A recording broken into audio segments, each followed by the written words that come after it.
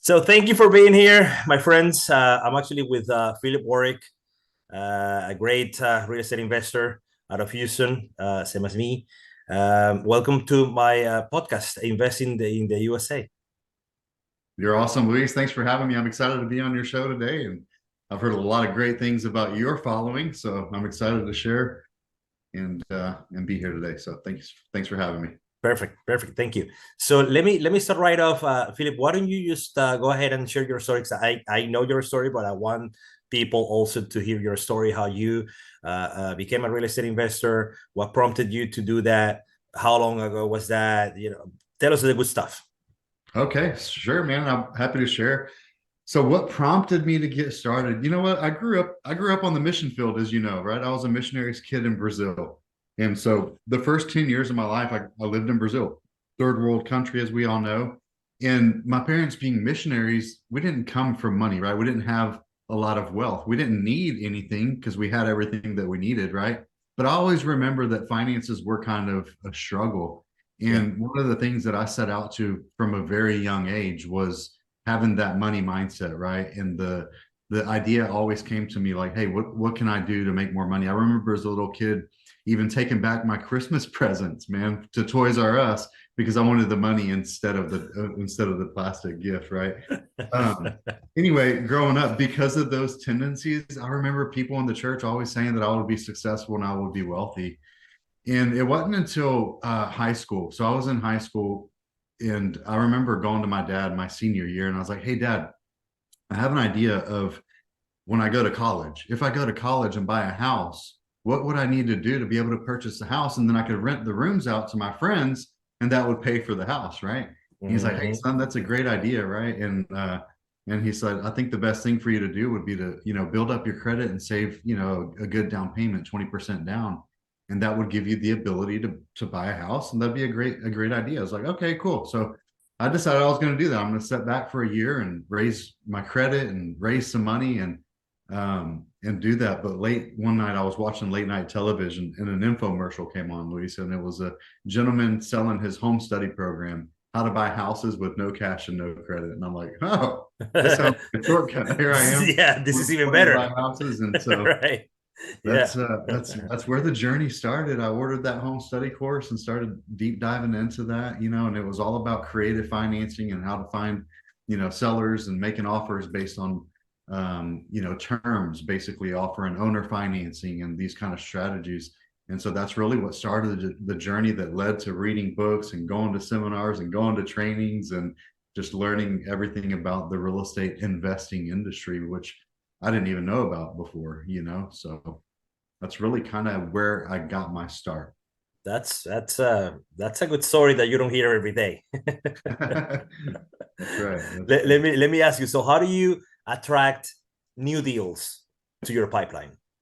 That's a great question. So most of the deals that we do come from the outbound marketing that we do. Mm. Okay, so we're looking for properties, insider deals, right? So whether that's relationships or it's from people that are bringing deals to us, or it's from Yes, the outbound marketing that we do. So generally, what we're looking for is off-market properties because the best deals aren't listed on the MLS, of course. right? There's people that are called wholesalers that go out and find properties and then bring them to investors. You can buy them off of them. That's a little bit better than MLS, but it's still not the best deal.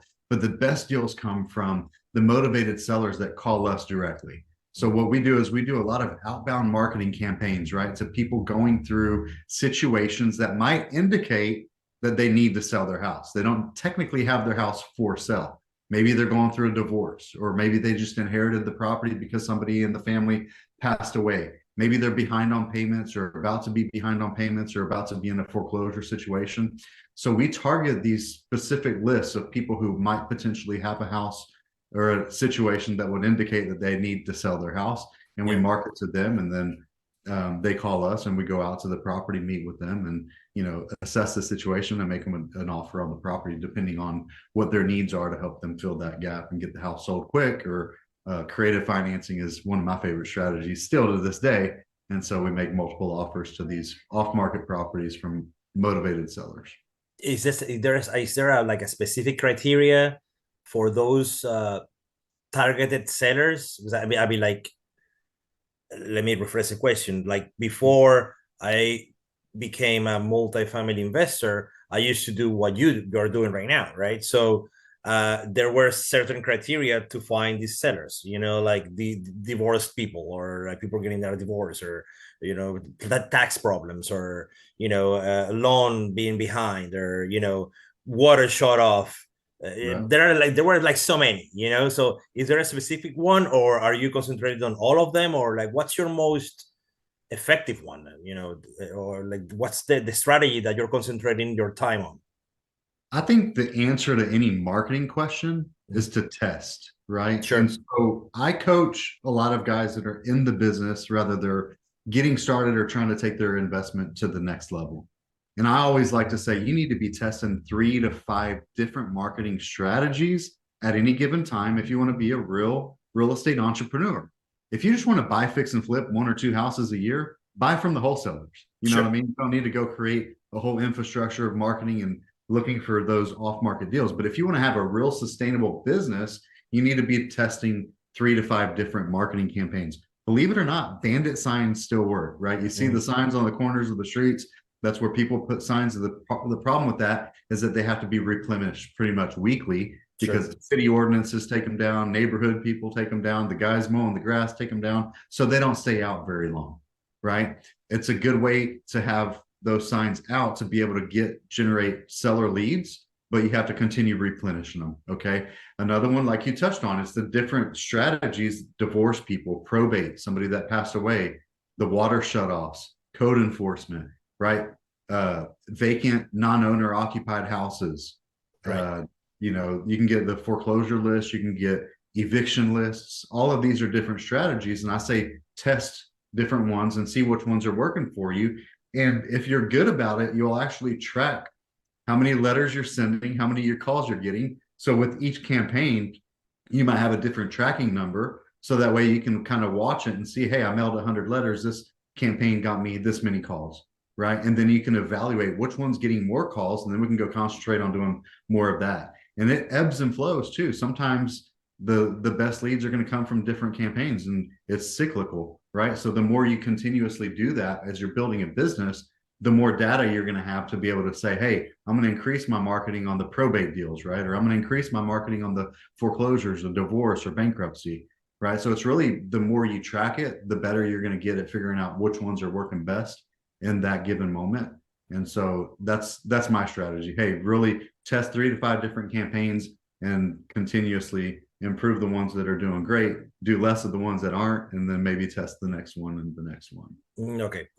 Okay, good. But you don't have any one specific criteria that you could say like, hey, this one is a better or the best one, or the best one this year, or whatever. You just basically just test every time that you're sending a mailer out.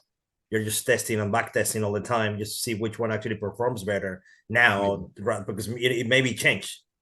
Right? Yeah, and I'll be honest with you. So if you think about the people that are in a pre-foreclosure situation, maybe they're behind on payments, or the bank's already filed foreclosure on them, those are going to be the best deals to actually make the offer of buying houses subject to, which this is the creative financing type of thing, right? Where either you're getting the seller to give you owner financing, or you're taking over the payments on their existing mortgage, right? So a subject to, for example, if somebody comes to me, they're 3 to 6 months behind on payments, instead of paying cash for the house and paying off their mortgage, what I would do is I would reinstate that loan, that 3 to 6 months that they're behind, maybe give them some moving money, and then take over the payments on that existing loan, right? So in order for me to find sellers who are willing to sell like that, technically I'm going after the sellers that are behind on payments, pre-foreclosure, maybe they have little equity, they don't have a whole lot of equity, right?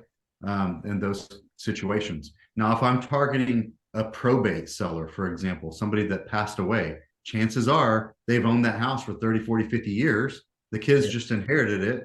The kids need to split the proceeds from selling it. The house hasn't been renovated in 20, 30 years because mom and dad were up in age, and it's just dated, right? So it makes sense for them to sell the house cash, because most likely it's going to be a paid off house. There's no mortgage on it. They don't want to accept creative financing and split monthly payments between 3 or 4 siblings, right? So it makes sense for those types of deals to be a cash offer type of deal, right? So the different types of leads that you're going after, might bring you the different types of offer type deals that you're going to make depending on that, right? So if you know, hey, I want more sub 2 deals, then you're going to do more outbound marketing targeting people that are behind on payments with low equity than you would if you're needing to pay all cash for a house. Then you would target more of the probate deals. Does that make sense? Of course, I understand completely. Let me ask you something else. Talking about your deals, is there a specific deal or situation that you would say, what was the hardest situation or real estate deal that you've done so far, and why was it hard to do? I think the big renovations become hard, right? I'll give you an example. There's a house that we have right now down in Galveston, and this was a historic home.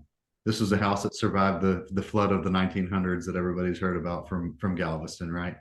And it's a really unique property in the historic district of Galveston. And then in the back of the house, there's a whole nother house, right? It's a little 2-bedroom, which would typically have been like a garage apartment, but there's no garage, but it's like literally an additional dwelling unit.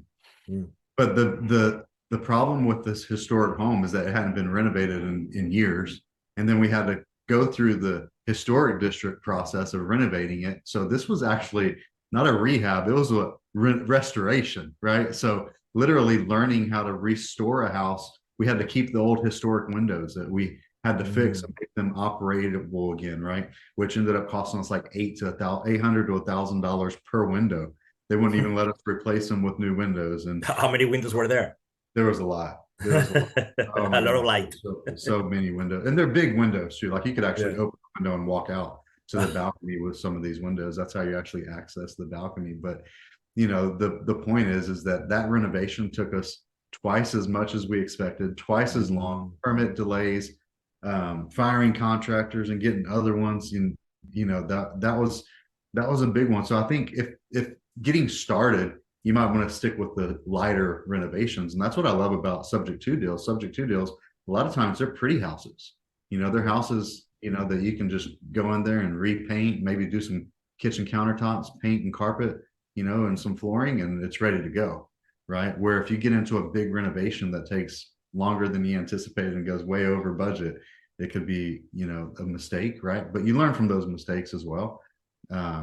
So yeah, I would think that's one thing. Another thing was going alone, right? Not working with partners and people that have some experience that can help you, you know, dodge those bullets and not make those mistakes early on. So really, you can go a lot faster by yourself, is what they say, but you can go further together and really building a team around you, whether that's, you know, having a coach or a mentor, or, you know, private money partners and people that will actually go, you know, with you to do these deals that have some experience. Great. What would be a piece of advice that you would give two people? So one person would be your typical real estate investor or somebody that wants to be a real estate investor. So that would be first piece of advice. The second one would be for somebody that wants to invest, but they don't necessarily want to do what we do. They just want to invest their money. They just want to park their money. They just want to have you or me or whoever the investor that knows, has experience, invest and deal with the contractors and deal with the city and all that. So two pieces of advice, right? One for the investor that wants to do something like what we're doing, and who wants to just like do it passively.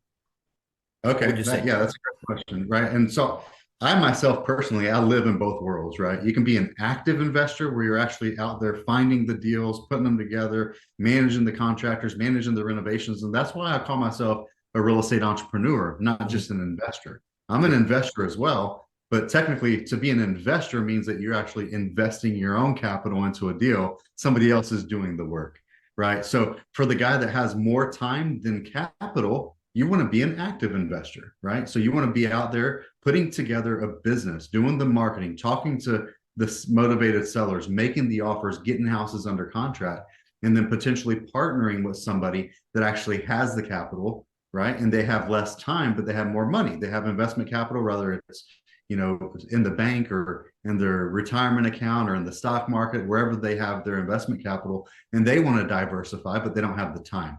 Right. So somebody like that can actually partner with somebody like me that's actively out there doing the business that would be willing to partner with somebody with the capital and actually let them invest and get a return on their investment, right? So that's the advice, in my opinion, finding somebody that for the active guy, having a coach, having a mentor, having somebody that can help you figure out, hey, what are the best marketing strategies that are working right now, right? What's the best systems and tools and CRM programs, and just giving that next step guidance and having somebody to bounce your ideas off of, or to pass your leads to, like, hey, here's one that we've got, this is what we can offer, is this a good deal or not? That's what the active investor should be looking for, somebody to coach them, mentor them, or partner with them on their deal so that they can get that guidance. And then for the passive investor is really to find somebody that knows what they're doing, that understands what's a good return on their investment, that has great deals that are off market, below market value. Because, you know, as well as I do, Luis, we don't make our money when we sell. We make our money when we buy. We just get paid when we sell that property. So we're buying properties below market value the minute we buy them. 100%. So, couldn't agree more. I like those answers. Yeah, that's great. So let me ask you something else, Philip. In your business, in your real estate company, what's your infrastructure? What's your team? What does it look like? You know, like how many people do you have doing marketing calls, or like how many outbound, you know, pieces of marketing material do you send? Like, so what does that look like in terms of business, as it were? yeah, a great question. So right now we've got an 8-figure real estate portfolio that we own, right? We do a lot of buy, fix, and flip. We do a lot of buy, fix, and hold, and we do some long-term rentals, and we do more heavily right now in the short-term rental industry, right? So we do a lot of these. We renovate the house, we furnish the house, and then we put them on websites like Airbnb and rent them out as short-term rentals. That's kind of the strategy that we're leaning on until we're ready to exit and sell that property, right? And so my team is pretty big. It's bigger than what most people would need, because we're operating 30 plus Airbnbs in the local market, right? So you're basically running a little hotel with each one of these houses, right? So we've got, I think, 13 different cleaning ladies that we lean on, that, you know, run around cleaning these properties in between guests. At the office, we have 2 assistants plus me and my wife. And then we also have the different trades that we work with, right? So we do our own general contracting. So we got our painters, our electricians, our plumbers, and you know, the carpenter, all of these people that we lean on to do the work for us. Right now we have 6 different renovations going that we're renovating right now and getting these houses ready to either sell them or put them on Airbnb. And then I also coach and train wholesalers, where we actually meet every Thursday. We've got like 23 different members, and, you know, every Thursday we meet. So we might have 5 or 10 or 15 people on the call every week. And I'm coaching them and training them on how to go out and do the marketing and get the seller leads and make the offers, right? So I've got that consistently going every week. And then some of my own marketing as well, which I have a virtual assistant that does a lot of that for us as well, leaning on virtual assistants and the different CRM programs that we use. And then we have an office building too. So we get a lot of drive-by walk-ins, and I've got a billboard close to the office and different signage around there. So I've got that going on as well. Cool.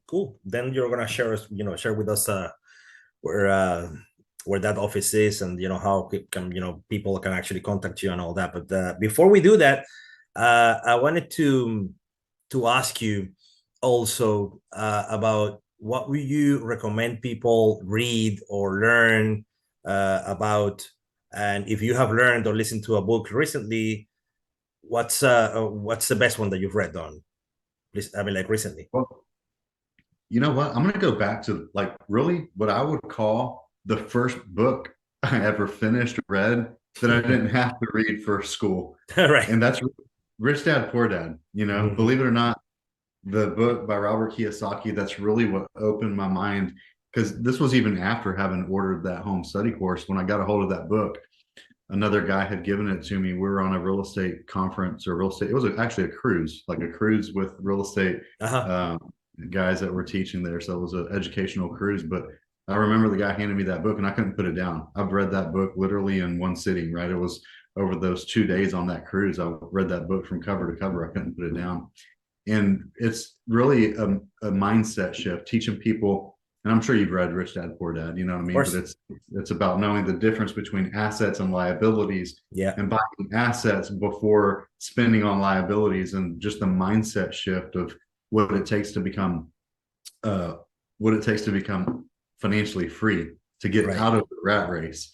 Because here's the thing, Luis, I don't care if you have $1 million in the bank or no money in the bank. Financial freedom to me is when you have more residual income coming in than you have expenses, right? So for somebody that only has $5,000 a month worth of expenses, well, if you can buy enough assets that generates $5,050 per month, and that's going to come in every single month, you're wealthy. You're financially free, even though it's only $5,050, right? Yeah. But if you have a $100,000 a year lifestyle or $10,000 a month, well, now you just need to buy more assets that generate 10,000 or more in passive income, right? And so just the understanding, and Robert does talk a lot about real estate in there and how to get started. If you don't have a lot of money, then you start by finding great deals and passing those deals to another investor and creating what we call active income in the real estate industry. Maybe you're going to wholesale some properties, and then from there you move into doing some buy, fix, and flips to create the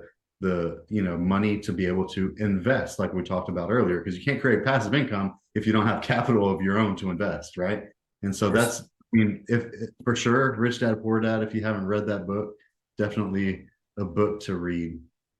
Yeah, it's good that you're sharing that, because I had a podcast recently, and we were talking about books as well. And my book that propelled me basically into real estate investing was also Rich Dad Poor Dad, so it's amazing to find those similarities with you and with a lot of people that have been investing in real estate for a while, Yeah. And it's amazing book, Luis, and it would be silly not to mention would be JT Fox's book, The Millionaire Underdog. Right. Tell me about that book and tell me why, because I know, but I wanted to ask you. It's a great book. JT Fox is the world's #1 wealth and business coach, right? He got his start moving to Chicago from Canada with no money, and he got his start doing real estate investing, right? And so he's gone from, creating a extremely successful real estate business, flipping houses, making a lot of money in real estate, to moving on to doing businesses and coaching and branding and everything that he does. And that book is a page turner. It's a book that you can pick up off of his website. Of course, I don't even think he sells it on Amazon. It's probably $30 on his website or at his live events. And again, every chapter of that book could be a $5,000 seminar. You know what I mean? But for $30, you can have a book that gives you some really great examples of things that you can do to be the best version of yourself, the best investor, the best business owner, coach. And it's an amazing book. It's a really good book, and everything that JT does, as you know, is world class. Great information. So totally true. It's good that you're sharing that book also, because he does share a lot of what he's done already. And one of the things that, talking about real estate, one of the things that he did was to partner strategically, right? So he says that he partnered with somebody at the $100,000 level, and then he went up to the $1 million level, and then to the $10 million level. And what he did is different to what a lot of people do, which is he actually kept the same partners that he was using at the beginning. He brought them along in that journey. You don't hear many people doing that. So I like doing that. I like that strategic thinking, of bringing your partners along, because that's the way you grow, by partnering with somebody. You don't really, you cannot, as you said, right? You can go fast and get there on your own, but you can go farther, and a lot farther, if you go with other people that actually know their stuff. Yeah. And here's the thing, because we talked about reading books, and we talked about being, always learning. I'm an avid learner. And since that first time I've read Rich Dad Poor Dad, I swear I haven't quit putting books down. I'm reading 3 or 4 different books right now. And it's about that constant thirst for knowledge and learning. And there's always something new that we can learn. And here I am in the business, Luis, now for 23 years, full-time for 20 years.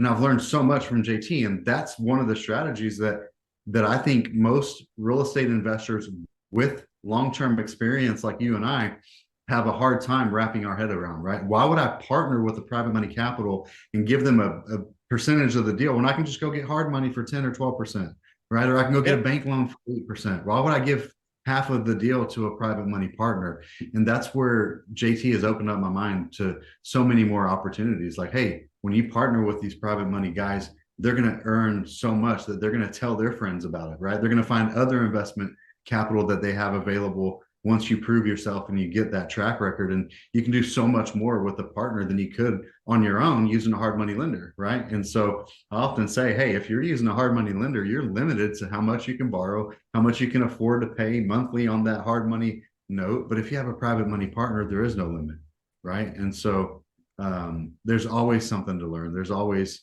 something new that you don't know about. And I think the more I learn, the more I want to learn, right? The more I realize, wow, I didn't know enough. And here I am 23 years later. I still get coaches. I still get mentoring. I'm still reading books. I'm still going to trainings. And then, like you, I was blessed to be able to share the stage with you and JT Fox and Vanilla Ice and all these guys speaking in front of 700 real estate masters, right?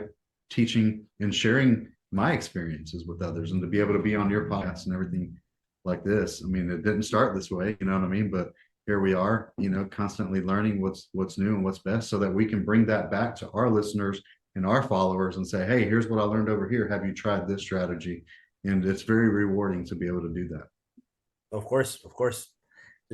Philip, how can people contact you? If they want to contact you, can you please let us know how we can do that? Yeah, and what I can do, I'll share with you a link that you can share with people on the podcast where they can click. But you can go to phillipwarwick.com, right? That's probably going to be the easiest way, just to go to my website. And I'm sure there you can find different things that might resonate with you. Or I'm active on all the social medias, right? So find me on social media and send me a DM there. But what I can do, I'm actually a best-selling Amazon author of a book called Think Big, with a group of guys that we put this book together with a lot of really cool stories, great stories. And I can share a link where you can actually download a free copy of that book. Yeah, and that would be awesome. An ebook too that I could share, a link to Flip Your Way to Financial Freedom, which talks about getting started in real estate with wholesaling. So it's a book really tailored towards that active investor that wants to get started and learn some about whole. And then that's just a way to get inside, of my ecosystem, where I send out maybe a weekly newsletter, and, whenever we have cool events and things like that, I can invite them through that. But definitely connect with me on Facebook, send me a direct message, and visit my website and download some free resources that I have there that I share. And yeah, that'd be great. Great. Any other final thoughts?